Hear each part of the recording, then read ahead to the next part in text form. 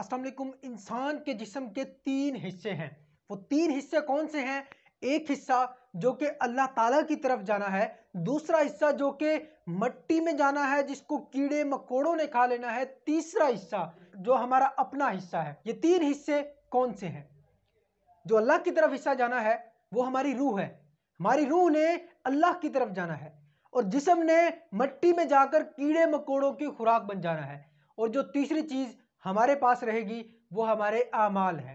हमारे आमाल हमारे साथ जाएंगे आखिरत में। जब हमारी रूह अल्लाह ताला के सामने पेश होगी तब हमसे पूछा जाएगा बताओ क्या लाए हो। तो उस वक्त हमारे पास हमारे अमाल के अलावा कोई चीज नहीं होगी। उस वक्त कोई चीज अगर हमें बचा सकती है तो वो हमारे अमाल होंगे। हमारे अमाल ही हमें आखिरत में सुरखरू कर सकते हैं। तो हमें चाहिए कि हम अपने अमाल पर तवज्जो दें। हम हकूकुल्लाह के साथ साथ हकूकुल इबाद पर भी तवज्जो